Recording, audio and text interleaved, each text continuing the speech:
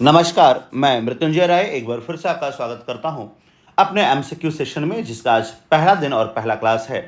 ये सेशन आप रिकॉर्डिंग देख पा रहे होंगे और आज रामनवमी का पावन पर्व, आप सभी को रामनवमी की हार्दिक शुभकामनाएं।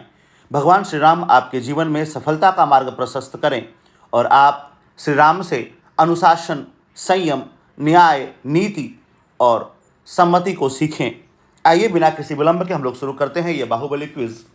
इसमें हमने क्या किया है कि सारे टॉपिक्स यानी इंट्रोडक्शन ऑफ पॉलिटी में हमने सारे कॉन्सेप्ट जो थे वो भी उसको डिस्कस किया है। जैसे पार्लियामेंट्री डेमोक्रेसी क्या है, प्रेसिडेंशियल गवर्नमेंट क्या है, पार्लियामेंट्री गवर्नमेंट क्या है, तो कुछ जो कॉन्सेप्चुअल पार्ट्स थे हमने उस पर सवाल बनाया है। तो आइए बिना किसी विलंब के आपको हम अपने प्रश्नों की तरफ ले चलते हैं और आइए बात करते हैं प्रश्नों की। पहला प्रश्न है, संसदीय लोकतंत्र वह है जहां संसदीय लोकतंत्र पर सवाल आया है, ध्यान से पढ़िएगा। पहला कहता है जन सहभागिता और संभ्रांत वर्ग के शासन के बीच संतुलन होता है। दूसरा कहता है कि सरकार यानी जनता के प्रति नहीं बल्कि निर्वाचित प्रतिनिधियों के प्रति उत्तरदायी होती है। तीसरा कहता है सांसदों को अपने निर्वाचकों की ओर से विचार और कार्य करने का उत्तरदायित्व प्रत्यायोजित किया जाता है। आपको बताना है इसमें कि कौन सा सही है। देखिए इसमें तीनों ही सही है, ऑल थ्री आर करेक्ट। क्यों ऑल थ्री करेक्ट है? जो संसदीय लोकतंत्र होता है, संसदीय लोकतंत्र का मतलब जो हमारी पार्लियामेंट है, हमारी पार्लियामेंट में अगर आप देखेंगे तो दो हाउसेज हैं, लोकसभा और राज्यसभा।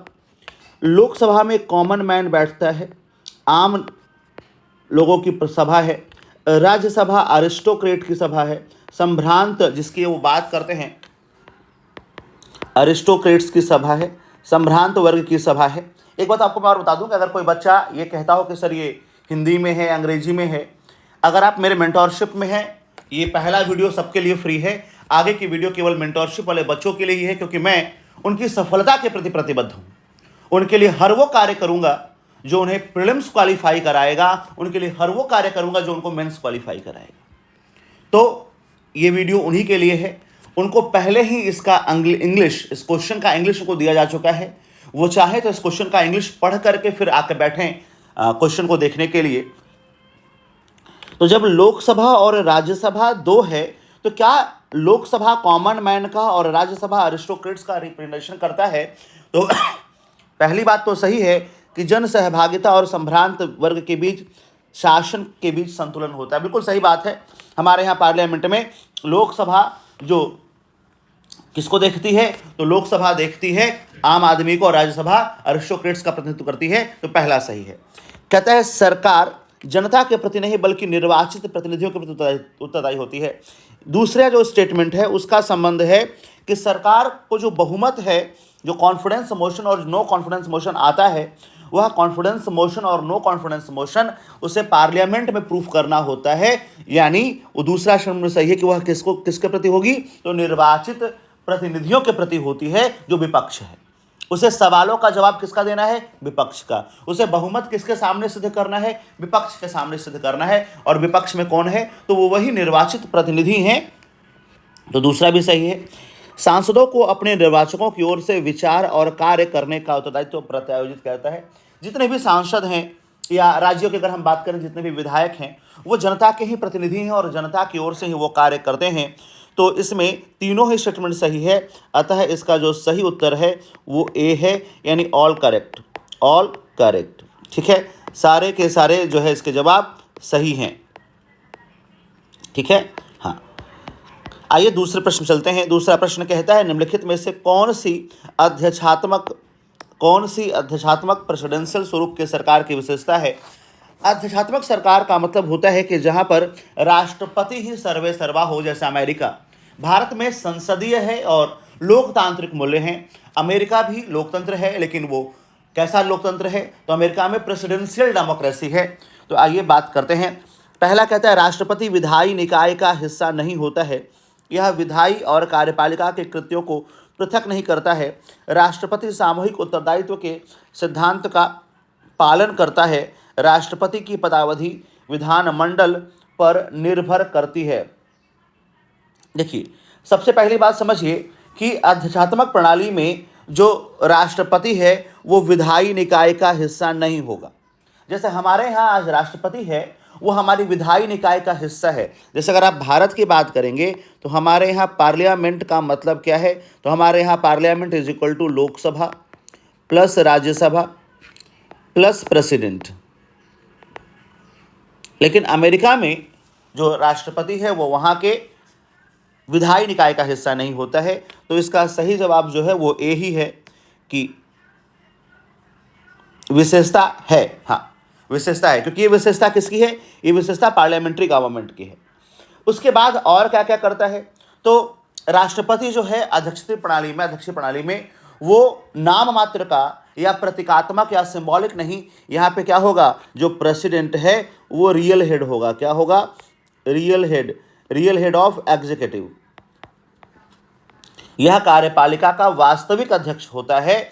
दूसरा क्या है कि राष्ट्रपति का चयन सीधे जनता करेगी, इसी उद्देश्य से जो है निर्वाचक मंडल बनाया जाता है। आपने अगर अमेरिका के राष्ट्रपति का चुनाव देखा हो तो वहां पर इलेक्टोरल कॉलेज होते हैं। और दूसरा क्या है कि वह विधानमंडल का अंग नहीं है, अतः सामान्य स्थितियों में विधानमंडल उसे हटा नहीं सकता है। तो ये बिल्कुल सही बात है, यह विधायी और कार्यपालिका के कृत्यों को पृथक नहीं करता, बिल्कुल सही बात है। राष्ट्रपति सामूहिक उत्तरदायित्व के सिद्धांत का पालन करता है, बिल्कुल सही बात है। जो भी कलेक्टिव रिस्पॉन्सिबिलिटी है वो राष्ट्रपति की होगी और उसका वो पालन करेगा, और इसकी पदावधि बिल्कुल भी विधानमंडल पर निर्भर नहीं करती है।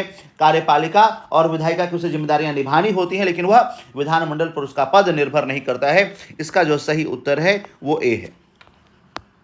तीसरा प्रश्न कहता है कि निम्नलिखित में से कौन से एक भारतीय परिसंघवाद की विशेषता नहीं है, यानी कौन सा एक कन्फेडरेशन की विशेषता नहीं है, परिसंघवाद की विशेषता नहीं है।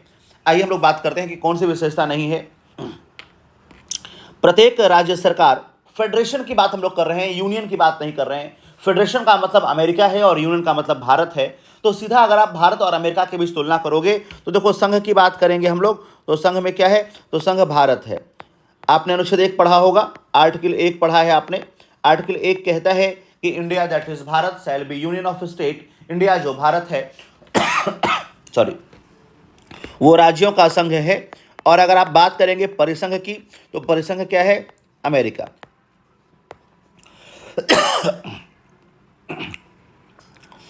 प्रत्येक राज्य सरकार की स्वयं की शक्तियां होती हैं।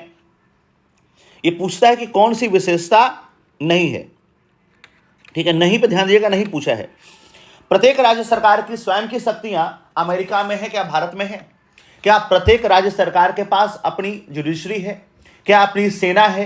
क्या उन्हें संविधान बनाने का अधिकार है? क्या उनके पास अपनी नागरिकता है? नहीं है, नहीं है। क्यों नहीं है भाई हमारे यहाँ? क्योंकि हमारे यहाँ संघ है, यूनियन है, फेडरेशन नहीं है। तो पहला तो विशेषता है कि राज्यों के पास अपनी शक्तियां होंगी, उनके पास सेना होगा, सेना अगर नहीं भी हो तो कम से कम अपना नागरिकता होगी, अपने समस्त प्रशासनिक विषयों को हल करने के लिए वो सक्षम होंगे और अपना जुडिशरी होगा। तो ये सब हमारे यहाँ नहीं है। न्यायालयों को संविधान और सरकार की विभिन्न स्तरों की शक्तियों का निर्वचन यानी इंटरप्रिटेशन करने की शक्ति है। देखिए ऐसा है कि ये विशेषता आपको दिखाई देगा, जो न्यायालय है और जो संविधान है। जैसे वहाँ अमेरिका में क्या है कि हर राज्य के पास अपना सुप्रीम कोर्ट है और हर राज्य का अपना संविधान है। अमेरिकी फेडरेशन का संविधान महज 10 पन्ने का संविधान है, महज 10 पन्ने का। हमारे यहाँ इतना बल्कि संविधान इसलिए है कि हमारे यहाँ राज्यों के पास उनके अपने अलग अलग संविधान नहीं है। अमेरिका में राज्यों के पास अपने अलग अलग संविधान है। तो ये बिल्कुल सही बात है कि हर स्तर पर यानी हर राज्य के पास राज्य की शक्तियों को इंटरप्रेट करने के लिए उनकी अपनी जुडिशरी है और अपना संविधान है। सी कहता है कि राज्य केंद्रीय सरकार के अधीनस्थ है। गलत हो गया ना, वहाँ के जो राज्य है वो केंद्र सरकार के अधीनस्थ नहीं है। ये इंडिया में होता है, ये इंडिया में होता है, अमेरिका में ऐसा नहीं है। ये यूनियन में होता है, फेडरेशन में ऐसा नहीं होगा। इंडिया में हर राज्य सरकार जो है वो केंद्र सरकार के अधीन है और उसे केंद्र सरकार के निर्देशों का पालन करना अनिवार्य है। अगर वह केंद्र सरकार के निर्देशों का पालन नहीं करता है तो अब राष्ट्रपति के पास इस बात के पर्याप्त साधन है कि वह अनुच्छेद 356 के तहत राज्य में संवैधानिक आपात लगा सके या राष्ट्रपति शासन लगा सके। तो इसका जो आंसर होगा वो सी होगा। सरकार के हर स्तर के लिए राजस्व स्रोत स्पष्ट व निर्दिष्ट हैं। बिल्कुल सही बात है भाई। फेडरेशन में राज्य अपना कमाएगा अपना खाएगा। आपके यहाँ क्या है, राज्य कमाएगा और कमा करके केंद्र को देगा और फिर केंद्र हिस्सा बांटेगा। आप ये बताइए कि क्या भारत सरकार की कोई भूमि है क्या? जो भी भूमि है वो राज्यों की है, जो भी लोग निवास कर रहे हैं वो राज्यों के हैं। तो अब केंद्र सरकार क्या करती है, उन्हीं से टैक्स वसूलती है और उन्हीं को उस टैक्स में से हिस्सा देती है। तो ये जो सी है, डी है, ये डी भी बिल्कुल सही कहता है कि वो अमेरिका में क्या है, हर राज्य का राजस्व स्रोत अलग अलग बटा हुआ है। ठीक है, एक काम और करेंगे, आप लोग लगातार कमेंट में रिप्लाई जरूर करेंगे आंसर्स को। क्वेश्चन पढ़ने के बाद तुरंत आपको अगर समझ में आता है तो आंसर रिप्लाई कीजिए। मैं चाहता हूं कि आप 100% श्योर होकर के आंसर दें। बाकी हम लोग डिस्कस तो कर ही रहे हैं। चौथा प्रश्न आपके स्क्रीन पर, अध्यक्षात्मक शासन प्रणाली के बारे में निम्नलिखित में से कौन सा कथन सही है? फिर से सवाल आया है प्रेसिडेंशियल रूल के बारे में। तो कहता है कि जो शासनाध्यक्ष है वह राज्याध्यक्ष भी होता है। बिल्कुल सही बात है, जो शासनाध्यक्ष होगा वो राज्याध्यक्ष होगा। भारत में क्या है, शासनाध्यक्ष पीएम है और राज्याध्यक्ष प्रेसिडेंट है। वहां प्रेसिडेंशियल रूल में president he head of state है और प्रेसिडेंट ही क्या है, हेड ऑफ गवर्नमेंट है। प्रेसिडेंट क्या है, हेड ऑफ स्टेट और क्या है, हेड ऑफ गवर्नमेंट। क्या है, हेड ऑफ गवर्नमेंट। अभी थोड़ी सी आपको कुछ बाहर की आवाज़ें जरूर आ रही होंगी। दरअसल ये सुबह सुबह 5 बज रहा है और मैं रिकॉर्ड कर रहा हूँ। आगे से मेरी कोशिश हो कि मैं रात को 2:30-3 बजे इसको रिकॉर्ड कर दूँ, ताकि एकदम घोर शांति में आपको सिर्फ मेरी ही आवाज़ सुनाई दे। दूसरा कहता है कि कार्यपालिका विधायी कार्यों को वीटो कर सकती है। बिल्कुल सही बात है। राष्ट्रपति शासन में कार्यपालिका के पास यह पावर होता है कि वह विधायी कार्यों का क्या कर सकती है, वीटो कर सकती है, क्योंकि वो क्या है, तो वह कार्यपालिका का एग्जीक्यूटिव हेड है या रियल हेड है। क्या है वो रियल हेड है। जैसे भारत में, भारत के राष्ट्रपति कार्यपालिका के कार्यों पर वीटो नहीं कर सकते हैं, वह केवल विधायी कार्यों पर वीटो कर सकते हैं। ठीक है, यहाँ पर राष्ट्रपति कार्यपालिका के कार्यों पर, राष्ट्रपति विधायी कार्यों पर, हर कार्य पर वीटो कर सकता है। ठीक है, भारत में ऐसी सुविधा उपलब्ध नहीं है। इसका सही जवाब सी है। इसका आंसर क्या है, इसका आंसर सी है। पांचवा, संकीर्ण राजनीति संस्कृति सामान्यतः कहां देखी जाती है? देखिए, संकीर्ण राजनीति एक शब्द है। ठीक है, संकीर्ण राजनीति का मतलब है उस राजनीतिक व्यवस्था से जहां नागरिकों और सरकार और शासन के बीच में सीमित जागरूकता होती है। क्या होती है, सीमित जागरूकता। यानी जो नागरिक है ना तो अपने कर्तव्यों के प्रति बहुत जागरूक है और न सरकार उन्हें उनके अधिकार देने के लिए बड़ी इच्छुक है। तो आइए देखा जाए कि यह व्यवस्था कहाँ पाई जाती है। पांचवा सवाल, संकीर्ण राजनीति, इसको एक बार पहले डिफाइन कर लीजिए। संकीर्ण राजनीति का मतलब उस राजनीतिक व्यवस्था से है जहां नागरिकों को सरकार, जो सिटीजन्स हैं, are less aware about government and ruling system. क्या इसका उदाहरण भारत हो सकता है? बिल्कुल हो सकता है। भारत में आज भी अधिकांश जो आबादी है उन्हें अपने संवैधानिक अधिकारों का ज्ञान नहीं है, उन्हें अपने नागरिक अधिकारों का ज्ञान नहीं है और उन्हें इस बात का भी ज्ञान नहीं है कि जो शासन है वो उनके लिए क्या कर रहा है, अच्छा कर रहा है, बुरा कर रहा है। तो यहाँ पे भारत, इसका उदाहरण क्या होगा? इसका उदाहरण इंडिया हो सकता है। अब आइए हम लोग बात करते हैं कि किस समाज में, तो विकासशील समाज, बहुदलीय पद्धति वाले समाज, विकसित समाज, राजतंत्रीय समाज। इसका सही जवाब है विकासशील समाज। आपको संकीर्ण राजनीति जो है वो कहाँ मिलेगी? तो संकीर्ण राजनीति आपको विकासशील समाज में दिखाई देगी। बोलिए, क्लियर है? अच्छा, एक होता है प्रतिभागी राजनीतिक संस्कृति, participant political culture. Participant political culture आपको विकसित में दिखाई देगा। आपको यहाँ पे क्या दिखाई देगा? आपको यहाँ पे दिखाई देगा पार्टिसिपेंट या पार्टिसिपेशन पॉलिटिकल कल्चर।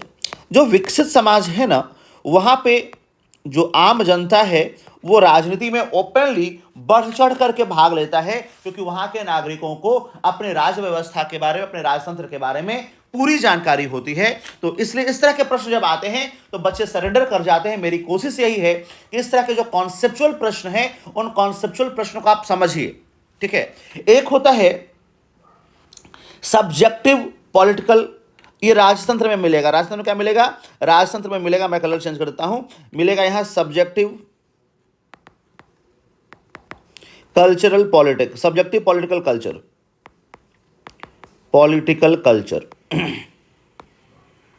क्या मिलेगा यहां मिलेगा आपको सब्जेक्टिव पॉलिटिकल कल्चर। इसका मतलब होता है कि राजतंत्र में जहां पर नागरिकों को राजनीतिक तंत्र के बारे में जागरूकता होती है, चाहे वो उसे पसंद करे या ना पसंद करे। जैसे फ्रांस के राजतंत्र में मैरी एंटोनियो की अयासी, राजा लुई 16वें की अयासी के बारे में वहां की जनता को ज्ञान तो था, लेकिन वो कुछ कर नहीं पाई। हालांकि क्रांति बाद में क्या, वो अलग बात है, लेकिन राजतंत्रों में जो पाया जाता है वह है विषयक राजनीतिक संस्कृति, यानी सब्जेक्टिव पॉलिटिकल कल्चर।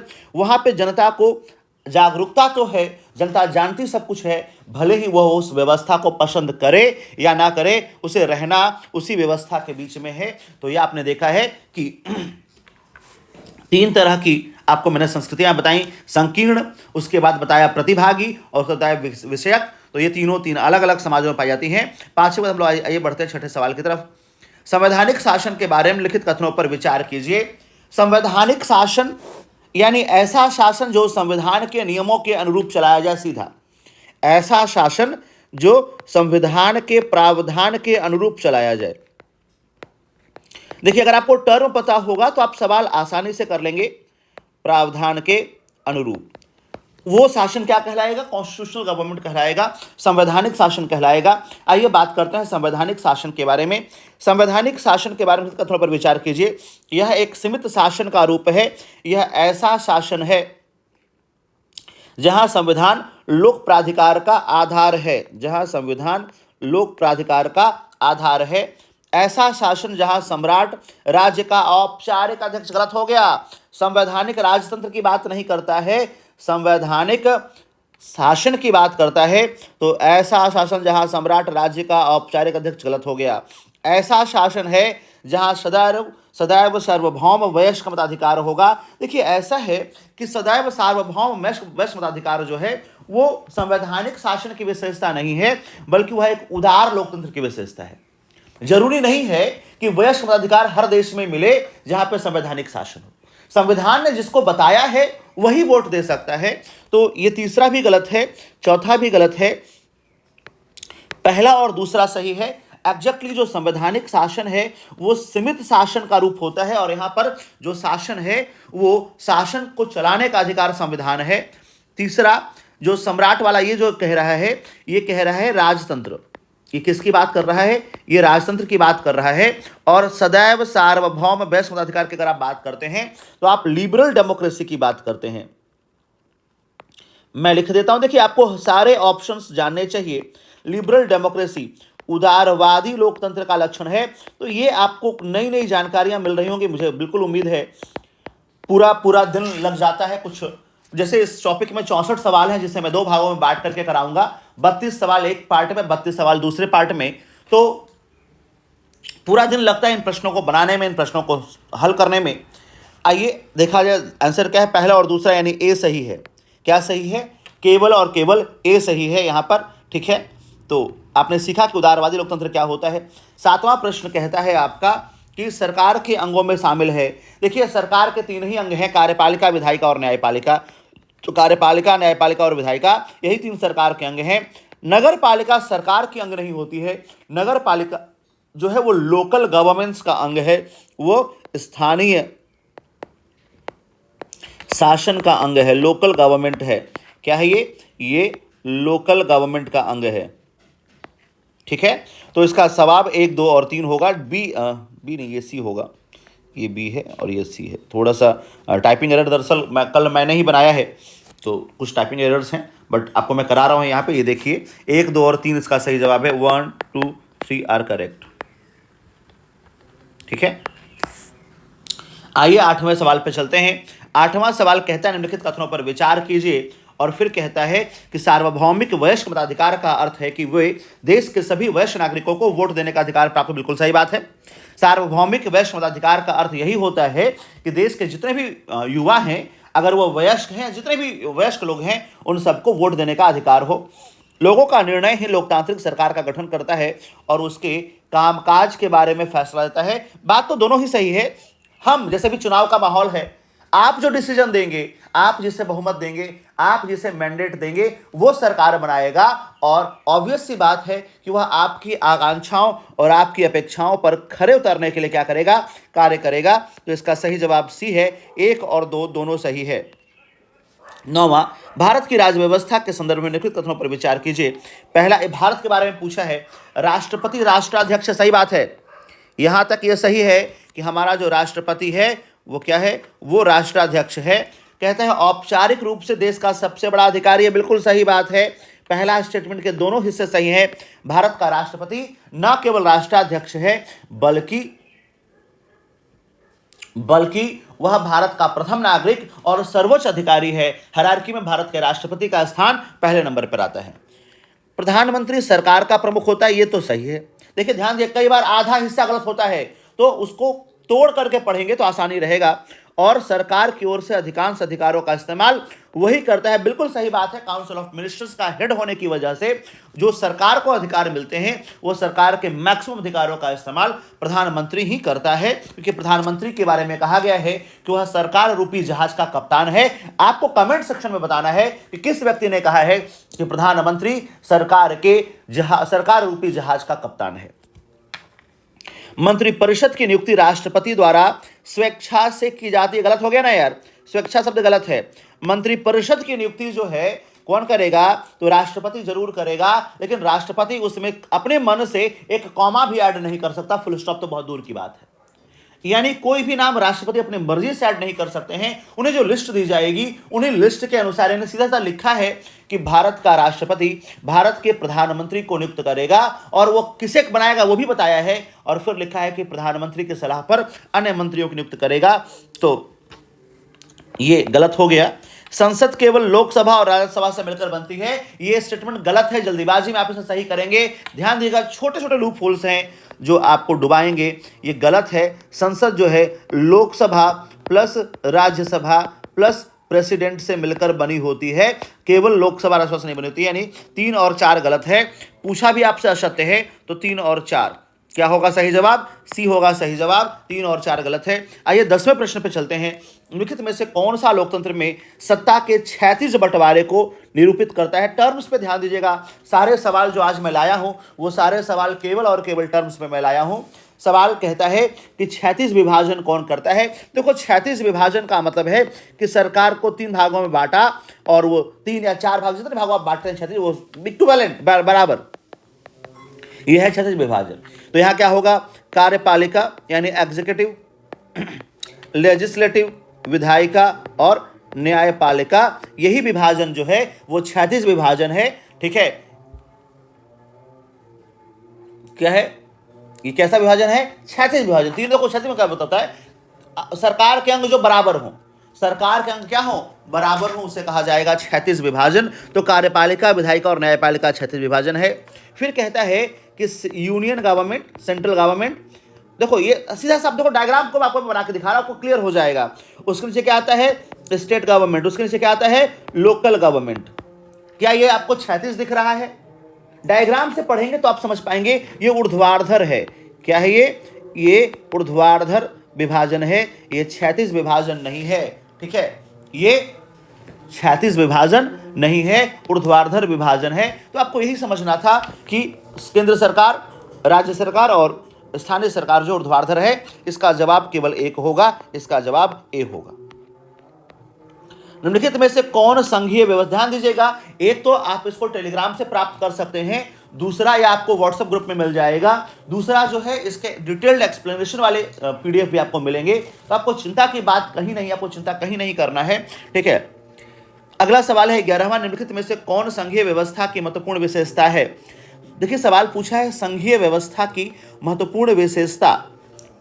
तो संघ कब बनेगा, जब 2 या 2 से अधिक स्तर वाली सरकार होगी। सीधी सी बात है यार कि जब तक यूनियन की हम लोग बात करते हैं, तो यूनियन में 2 या 2 से ज्यादा सभ्य, केंद्र और राज्य तो होना ही चाहिए। आज हमारे देखिए केंद्र भी है, राज्य भी और लोकल गवर्नमेंट भी है। तो पहला वाला स्टेटमेंट सही है।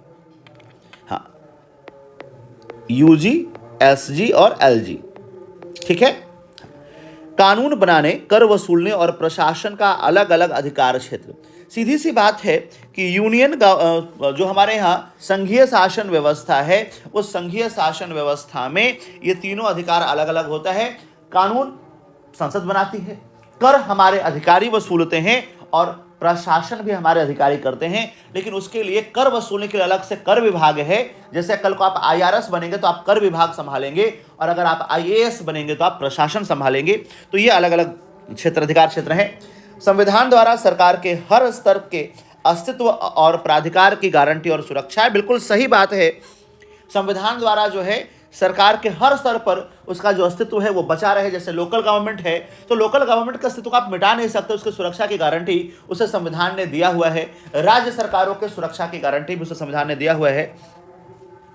चौथा कहता है राज्य की सरकार केंद्रीय सरकार के प्रति जवाबदेह है।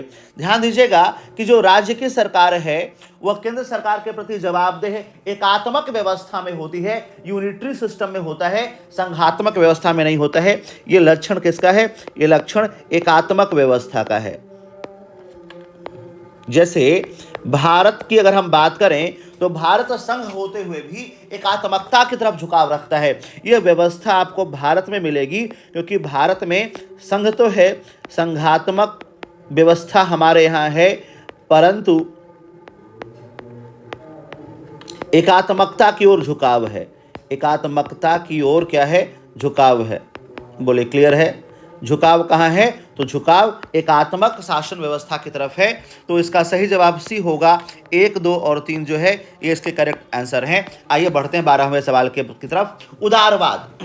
देखिए टर्म से, आपको मैंने पहले भी कहा था टर्म से सवाल आएगा। पहला सवाल है उदारवाद। देखिए उदारवाद का सीधा सा मतलब है कि व्यक्तिगत स्वतंत्रता को क्या देना है? वरीयता देना है। व्यक्तिगत स्वतंत्रता को अधिक वरीयता देना है परिवार के मुकाबले, जाति के मुकाबले, समुदाय के मुकाबले। तो उदारवाद का सीधा मतलब क्या है? Individual liberty. इंडिविजुअल लिबर्टी, व्यक्तिगत आजादी। जब भी आप मतलब समझ लेंगे आपके लिए सवाल करना ज्यादा आसान हो जाएगा, आपको ज्यादा मजा आएगा सवाल करने में। कहा उदारवादी व्यक्तिगत स्वतंत्रता को समानता जैसे अन्य मूल्यों से अधिक वरीयता देते हैं। बिल्कुल सही बात है। जो उदारवाद है उसमें व्यक्तिगत आजादी का मूल्य ज्यादा होगा, इंडिविजुअल की आजादी का मूल्य क्या होगा? ज्यादा होगा। उदारवादी कल्याणकारी राज्य की भूमिका को स्वीकार करता। सीधी सी बात है कि जब भी कोई उदारवादी राज्य होगा तो वह पब्लिक वेलफेयर की बात करेगा। उदारवाद में अगला जो है वह है पब्लिक वेलफेयर। तो वो क्या करेगा? वो पब्लिक वेलफेयर की बात तो करेगा ही करेगा, पब्लिक वेलफेयर की चर्चा करेगा। तीसरा कहता है उदारवाद के अनुसार सामाजिक और आर्थिक असमानताओं को कम करने वाले उपायों की जरूरत है। ध्यान दीजिएगा, ये कहता है उदारवाद। देखो उदारवाद तब तक नहीं आएगा जब तक आप सामाजिक और आर्थिक असमानता को कम नहीं कर लेते। भाई कहां से उदारवाद आएगा? क्या एक व्यक्ति जो बेरोजगार है, जैसे आप अपने घर में देखिए, आप बेरोजगार हैं, क्या आपका वैल्यू, आपका मूल्य, आपकी आजादी आपके कमाने वाले भाई के बराबर है क्या? क्या आपकी आजादी आपके कमाने वाले भाई के बराबर है? आपका एक भाई डॉक्टर है, इंजीनियर है, IAS है, PCS है और आप बेरोजगार हैं, तो क्या समाज में आपका भी जो आजादी है, जो मूल्य है, वो बराबर है? तो बराबर होने के लिए क्या होगा? तो जब तक आर्थिक असमानता कम नहीं होगी, आप कितना भी उदारवाद लेकर के आ जाइए, उसको व्यक्तिगत आजादी, व्यक्तिगत स्वतंत्रता नहीं मिलेगी। बोलिए क्लियर है?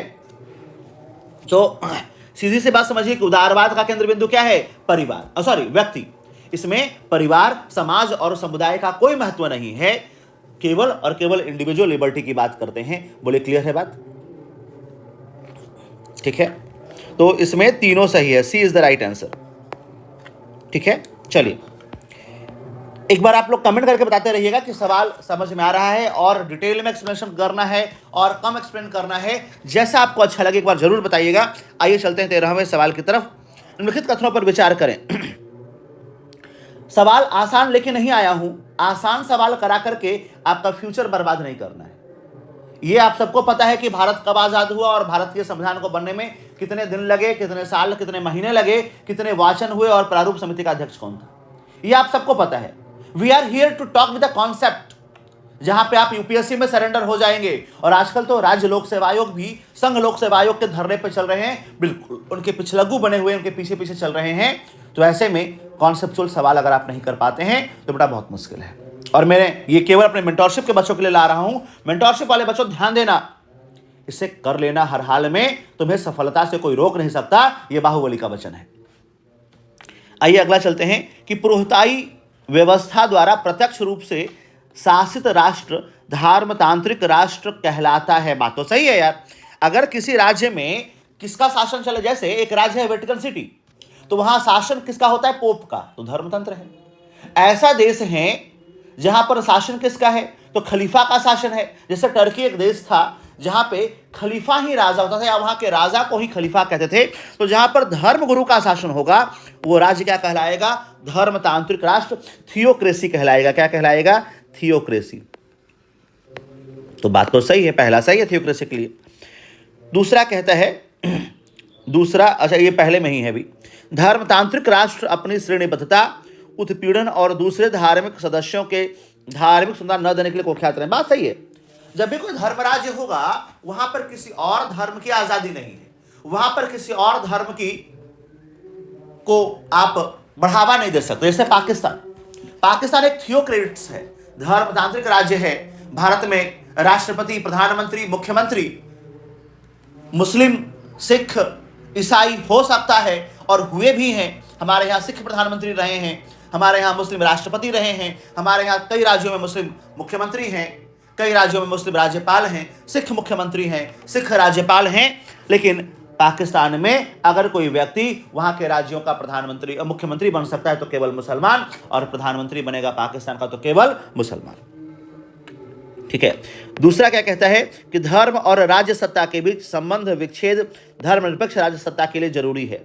कहा अगर आप सेक्युलर हैं तो सेक्युलर राज्य के लिए क्या होना चाहिए? तो धर्म और राजनीति के बीच कोई संबंध, कोई साठगांठ नहीं होना चाहिए। जैसे आज भारत के प्रधानमंत्री का कोई धर्म नहीं है। हाँ, नरेंद्र मोदी का धर्म हो सकता है, योगी आदित्यनाथ जी का धर्म हो सकता है, लेकिन उत्तर प्रदेश के मुख्यमंत्री के तौर पर उनका कोई धर्म नहीं है। वह हिंदुओं, मुसलमानों, सिखों, ईसाइयों, बौद्धों, जैनों सबके मुख्यमंत्री हैं और सबके प्रधानमंत्री हैं। तो सेक्युलर होने के लिए क्या है? धर्म और राज्य सत्ता के बीच संबंध विच्छेद जरूरी है। मगर केवल यही पर्याप्त नहीं है। धर्मनिरपेक्ष राज्य को ऐसे सिद्धांतों और लक्ष्यों के लिए अवश्य प्रतिबद्ध होना चाहिए जो अंशतः ही सही लेकिन गैर धार्मिक स्रोतों से निकालते हो। दोनों सही है, इसका सी इसका सही जवाब होगा। का इतना ही नहीं, जैसे हमारा संविधान, क्या हमारा संविधान मनुस्मृति से लिया गया है? क्या हमारा संविधान वेदों से लिया गया है? क्या हमारा संविधान बाइबिल, कुरान पाक, जिंद अवस्था और गुरु ग्रंथ साहिब से लिया गया है? नहीं, हमारा संविधान पूर्णतः, अंशतः नहीं, मैं तो कहता हूं पूर्णतः गैर धार्मिक स्रोतों से लिया गया है। वो दुनिया के अलग अलग संविधानों से लिया गया है और पूर्णतः धर्मनिरपेक्ष या गैर धार्मिक स्रोतों से लिया गया है। तो इसका जवाब सी सही है। 14वें प्रश्न की तरफ बढ़ते हैं। निम्नलिखित कथनों पर विचार कीजिए और आइए हम लोग विचार करते हैं। पहला स्टेटमेंट कहता है राजनीतिक समानता की आवश्यकता उन बाधाओं को दूर करने के लिए है जिन्हें दूर किए बिना लोगों का सरकार में अपनी बात रखने और उपलब्ध संसाधनों तक पहुंच संभव नहीं होगा। कहता क्या है? कहा है कि जो राजनीतिक समानता है, राजनीतिक जो समानता है वह क्या है? तो कहा उन बाधाओं को दूर करने के लिए जिन्हें दूर किए बिना लोगों का सरकार में अपनी बात रखने और उपलब्ध साधनों तक पहुंच संभव नहीं होगा। बिल्कुल सही बात है। देखिए, पॉलिटिकल समानता क्या है? आज भारत में राजनीतिक समानता है। हम लोग तीन तरह की समानता या तीन तरह के न्याय की बात करते हैं, सामाजिक, आर्थिक और राजनीतिक। तो ये समानता आज हमारे यहाँ है। आज हर व्यक्ति चुनाव लड़ सकता है, आज हर व्यक्ति मतदान कर सकता है जो वयस्क है, और सबके मत का मूल्य बराबर है। ये नहीं कि अंबानी के मत का मूल्य उनके शेयरों से आका जाएगा, नहीं। अडानी का मत मूल्य उनके नेटवर्थ से आका जाएगा, ऐसा नहीं है। अंबानी हो, अडानी हो, टाटा हो, बिरला हो और रिक्शा वाला हो, इन सबका मत मूल्य बराबर है। या कोई आप जैसा बेरोजगार हो, आपको लगेगा सर बार बार हम लोग को बेरोजगार, जी एहसास कराना जरूरी है कि इस दुनिया में बेरोजगारी से बड़ा कोई दर्द नहीं, इससे बड़ा कोई कलंक नहीं जिसे आप माथे पे लिए घूम रहे हैं। सफल होइए, सफल होइए, सफल होना आवश्यक है। बगल में अखंड रामायण चल रहा है और आपको आवाज़ जरूर बैकग्राउंड में आ रही होगी। उनकी आवाज़ को दबाते हुए मैं आप पर हावी होना चाहता हूं, इसलिए कि मैं आपको सफल बनाना चाहता हूं। ठीक है, तो आइए दूसरा, भारत में समान अवसरों के मद्देनजर एक विशेष समस्या सुविधाओं की कमी की वजह से नहीं बल्कि कुछ सामाजिक रीति रिवाजों की वजह से आती है। बिल्कुल सही बात है। देखो, हमारे यहाँ मानते हैं कि हमारे यहाँ तमाम सुविधाओं की कमी है, बट फिर भी कुछ वर्ग ऐसे हैं जिनको हम लोग पूरी तरह से राजनीतिक समानता नहीं दे पाए हैं, बट उसमें सरकार से ज़्यादा समाज का दोष है। क्यों? जैसे एक वर्ग है महिला, बेटी 18 साल की हुई नहीं कि हमने ब्याह करने का सोच लिया, बल्कि आजकल तो माँ बाप बेटी पैदा होते ही ब्याह के बारे में सोच लेते हैं। अरे बेटियों को पढ़ाइए, लिखाइए, काबिल बनाइए, और इतना काबिल बनाइए कि जब आपकी बेटी का रिश्ता लेकर आप कहीं जाएं, और जाएं क्यों, मैं तो कहता हूं कि अपनी बेटी को इतनी काबिल बनाइए कि आपकी बेटी का रिश्ता लोग सामने से हाथ मांगने आए, आपको कहीं जाने की जरूरत ना पड़े, आपको अपने सर की पगड़ी लड़के वर पक्ष के पैरों पर रखने की जरूरत ना पड़े। सीना ठोक के बात कीजिए कि हाँ, हमारी ये शर्तें हैं, आप अपनी शर्तें बताइए। अगर हम म्यूचुअल कंसेंट होगा तो ब्याह होगा। अभी एक सेकंड टॉपर अनन्या रेड्डी, आपको लगता है कि इनके पिता को कहीं जाने की जरूरत है? इसके पहले के जो टॉपर्स हैं यूपीएससी की, स्टेट पब्लिक सर्विस कमीशन की, इनके पिता को कहीं इनके ब्याह के लिए जाना पड़ेगा? क्या कोई व्यक्ति इनसे दहेज मांग सकता है? समाज में किसमें दम है जो एक आईएएस आईपीएस या इन टॉपर्स के पिता के से दहेज मांग ले? तो हमारे यहाँ जो समानता नहीं है, उसके लिए दहेज जैसे रीति रिवाज, उसके लिए हमारी सामाजिक संकीर्णता, जातिवाद, छुआछूत जैसी चीजें जिम्मेदार हैं, न कि केवल सरकार जिम्मेदार है। तो 1 और 2 दोनों सही है। ये इसका जवाब सी होगा। बी देखो थोड़ा ऊपर नीचे हो गया है, सी इसका सही जवाब है। 1 और 2 दोनों ही स्टेटमेंट क्या है? ट्रू है। ठीक है, 15वें सवाल की तरफ आगे बढ़ते हैं। 15वां सवाल कहता है कि उदारवादियों का मानना है कि राजनीतिक, आर्थिक और सामाजिक असमानताएं एक दूसरे से अनिवार्यतः जुड़ी हुई हैं। समाजवादियों के अनुसार लोकतंत्र राजनीतिक समानता प्रदान करने में मददगार हो सकता है, लेकिन सामाजिक भिन्नताओं और आर्थिक असमानताओं के समाधान के लिए विविध रणनीतियों की खोज करना भी जरूरी है। आइए, पूछा कि कौन सा सही है, एक बार फिर से पढ़ लेते हैं। उदारवादियों का मानना है कि राजनीतिक, आर्थिक और सामाजिक असमानताएं एक दूसरे से अनिवार्यतः जुड़ी हुई हैं। क्या मानना है? एक दूसरे से अनिवार्यतः जुड़ी हुई हैं, ये मानता है। आइए बात करते हैं कि पहला जो है वो समाजवादियों का कथन है, उदारवादियों का नहीं। अतः पहला गलत है। ये यहाँ पे समाजवादी करते तो सही होता। पहला जो है स्टेटमेंट ये समाजवादियों का है। किसका है स्टेटमेंट? समाजवादियों का स्टेटमेंट है पहला। ठीक है, उदारवादियों का स्टेटमेंट नहीं है। कथन 2, समाजवादियों के अनुसार लोकतांत्रिक राजनीति समानता प्रदान करने में मददगार हो सकता है, लेकिन सामाजिक भिन्नताओं और आर्थिक असमानताओं के समाधान के लिए विविध रणनीतियों की खोज करना जरूरी। को फिर गड़बड़ कर दिया, ये उदारवादी है। दूसरा जो कथन है ये उदारवादियों का है, इसने उल्टा कर दिया है। कैसे?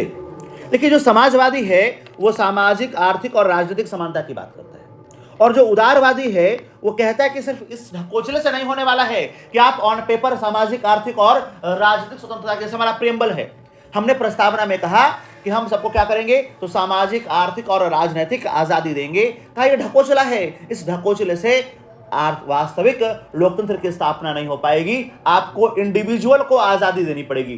क्या इंडिविजुअल के आजादी के बाद हमारे पूरे प्रेम्बल में है?